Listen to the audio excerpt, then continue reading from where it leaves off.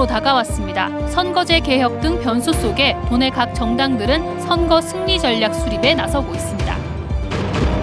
오는 7월 강릉 세계 합창대회가 열립니다. 예상보다 참가 인원도 협찬 금액도 적은 상황에서 어떻게 준비되고 있는지 살펴봤습니다.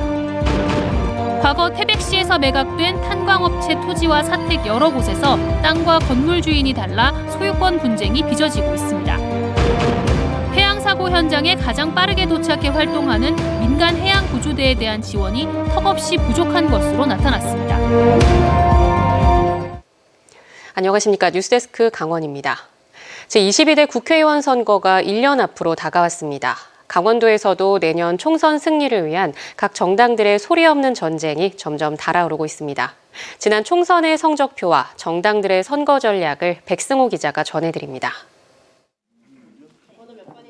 3년 전 치른 21대 국회의원 선거. 도민들이 직접 뽑은 강원도 국회의원이 8명입니다. 당시 집권 여당이었던 더불어민주당에서는 허영과 이광재, 송기현 후보가 최종 선택을 받았습니다. 국민의힘 전신인 미래통합당에서는 한기호와 이철규, 유상범과 이양수 후보 4명이 선출됐습니다. 나머지 한석은 공천 탈락에 반발해 무소속 출마한 강릉 권성동 의원 차지였습니다. 당시 결과는 3대 4대 1, 한쪽으로 치우치지 않는 절묘한 선택이었습니다.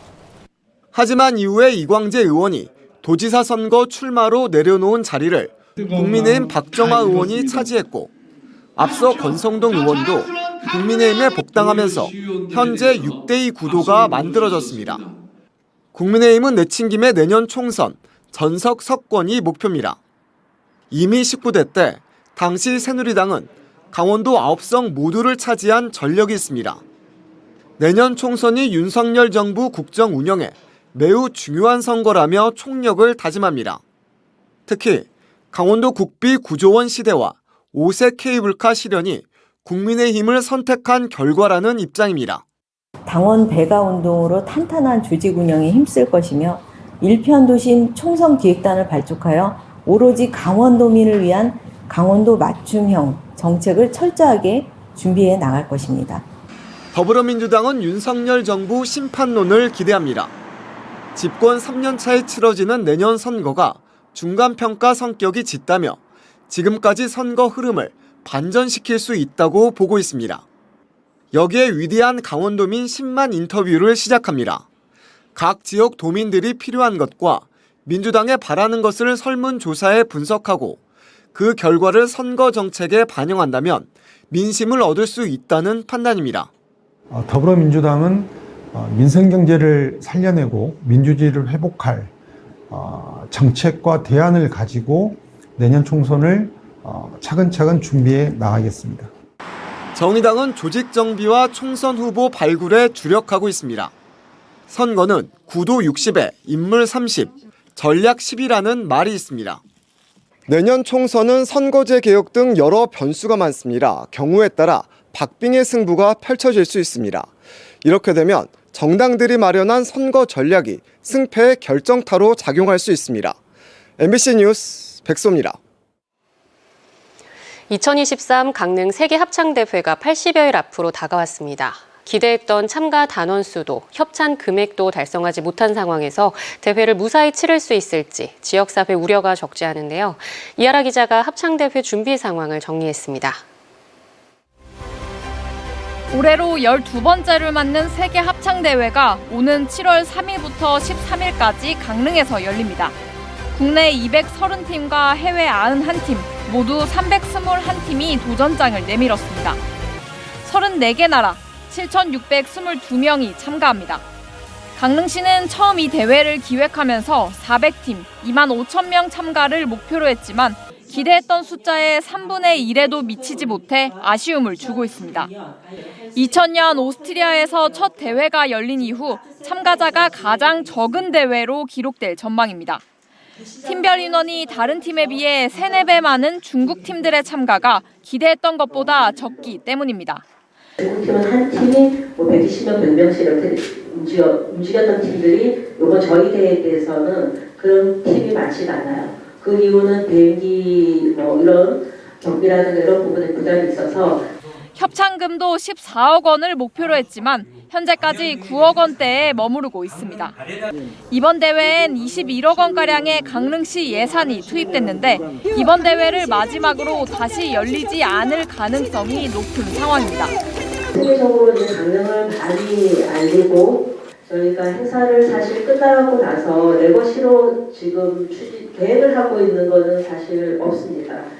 56개의 합창 경연은 물론 강릉 아레나와 월화거리 등에서 열리는 30여 가지 일반 공연들은 모두 무료로 관람할 수 있습니다. 다만 개폐막식만큼은 예약 부도 사태를 막기 위해 미리 일반 관람객 5,000명의 예약을 받은 뒤 현장에서 예약금을 강릉페이로 돌려주는 방안을 고려하고 있습니다. 강릉시는 대회 개막까지 80여 일이 남았고 여름 피서철에 열리는 만큼 더 많은 관광객들이 찾아와 세계 합창대회를 즐길 수 있도록 철저히 준비하겠다고 밝혔습니다. MBC 뉴스 이하라입니다. 공사 관련 민원으로 착공하지 못하고 있던 국도 38호선 삼척 도계읍에서 신기면 미개통 3km 구간 공사가 이달 중에 시작됩니다. 이를 위해 원주국토관리청은 소음과 진동 피해를 호소하는 구간을 우회하고 이달 중순부터 보상이 필요 없는 국유지 부분부터 착공에 들어가 내년 말 준공한다는 계획입니다. 올해 1분기 강원 동해안의 주요 수산물 어획이 부진한 것으로 집계됐습니다. 강원도 환동해본부의 어획 동향 자료에 따르면 1분기까지 오징어 어획량은 313톤으로 지난해 76% 수준에 불과했고 방어는 41%, 이면수어 72%, 붉은 대게도 77% 수준이었습니다. 청어를 제외하고는 대부분 어종의 어획량이 평년과 지난해보다 감소했는데 어업당국은 냉수대로 인해 어획이 부진한 것으로 보고 있습니다. 과거 석탄 산업이 발달했던 태백 지역에서는 탄광업체의 회사 주택, 일명 사택이 주거 문제의 중요한 몫을 담당했습니다. 탄광들이 문을 닫으면서 사택들이 주민들에게 팔렸는데 당시 회사가 토지까지 넘기지 않고 토지는 결국 경매로 다른 사람에게 넘어가 소유권 분쟁이 벌어지고 있습니다. 김영호 기자가 보도합니다. 태백시 화전 2동의 주민들은 40여 년 전 수해를 입은 뒤 당시 민영 탄광 소유였던 지금의 땅에 집을 짓고 살아왔습니다. 건물 등기는 이루어졌지만 토지는 탄광 소유로 남았다가 경매로 다른 사람에게 넘어갔습니다. 지난 2018년 현재 토지 소유주가 토지 인도 소송을 제기했는데 면적만 5천여 제곱미터, 여기에 사는 40여 가구가 소송에 휘말렸습니다. 1심과 재심에서 토지 소유주가 승소했고 남아있는 대법원 판결 역시 뒤집힐 가능성은 높지 않습니다. 주민들이 집단으로 쫓겨날 위기에 처하자 태백시가 직접 토지를 매입해 민속촌 형식으로 관광 자원화하고 주민들을 거주시키는 방법을 찾고 있습니다.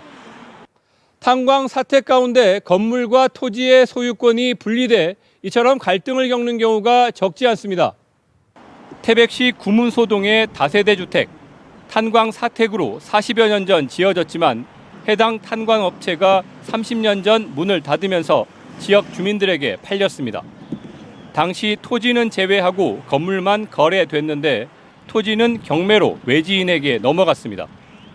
토지주는 가구당 연간 20만 원의 토지 이용료를 받아오며 꾸준히 금액을 인상하고 있습니다. 토지 이용료 부과는 부동산 계약서도 없이 이루어져 왔는데 주민들은 일방적으로 금액을 올리는 건 인정할 수 없다는 입장입니다. 땅 시세에 맞춰서 맞춰서 보내주면 임대계약서 쓰고 세금 영수증 보내주면 저게 맞춰서 내겠다는 거죠. 저희는 너무 억울하다 이거죠. 토지주는 그동안 주민들의 사정을 고려했는데 주변 토지 시세 등을 고려해 앞으로는 연간 70만 원을 받겠다며 소송을 제기했습니다. 인근의 또 다른 사택촌도 건물과 토지의 소유가 분리돼 60여 세대가 살고 있습니다. 이곳은 국유지라 가구당 연간 5만 원에서 12만 원 정도의 토지 이용료를 내는 것으로 알려졌습니다. 건물은 개인이 소유니까 개인이 관리하고 땅은 매년 한 번씩 캠커에다가 도지료를 내고 있어요, 지금.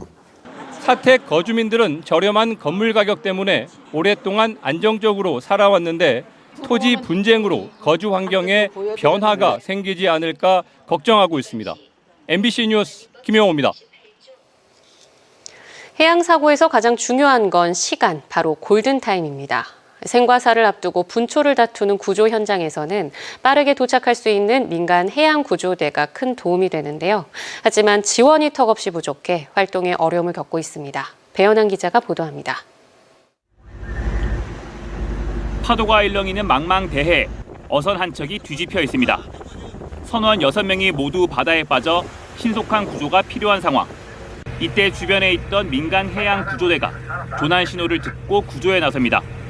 해경보다 먼저 도착해 부표를 잡고 있던 선원들을 모두 구합니다. 한 10분 정도 그쪽에 수색하다 보니까 부표를 하나 확인하니까 거기 6명이 다 매달려 있더라고. 그 6명을 그래가지고 저희들이 구조하게 된 거예요. 민간 해양 구조대의 활약은 이뿐만이 아닙니다. 지난 2일에는 침수 중이던 어선에서 선원 6명을 모두 무사히 구조하기도 했습니다. 드넓은 바다의 특성상 해경이 사고 현장까지 빠르게 접근하기 어려운 때가 많습니다. 이럴 때 바다 곳곳에서 조업이나 양식업을 하는 민간 해양 구조대원들이 큰 도움이 됩니다. 최근 3년간 순환사고 구조 11,000여 건 가운데 민간 해양 구조대가 구조한 경우는 7.8%에 이릅니다. 이처럼 민간 해양 구조대의 바다에서의 구조 군환 활동이 이어지고 있지만 이들에 대한 지원은 턱없이 부족한 상황입니다. 지난해 민간 해양 구조대에 편성된 예산은 22억 원. 출동 수당과 의복비, 교육비까지 모두 포함해 구조대원 1명당 20만 원이 조금 넘습니다. 구조 수당이라고 나오는 게 있는데 한 25만 원 정도 나와요.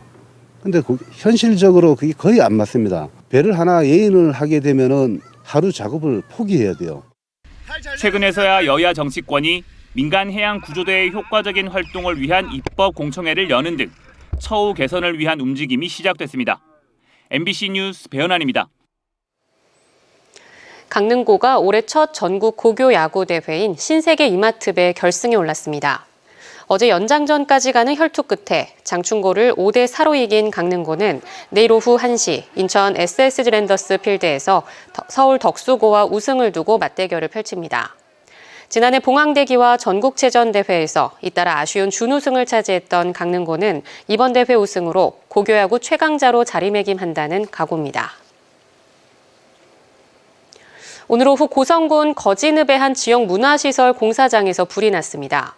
이 불로 3천여 제곱미터 면적의 5층짜리 건물 한 동이 탔고 공사장 관계자 3명이 연기를 마셔 병원으로 옮겨졌지만 생명에는 지장이 없는 것으로 알려졌습니다.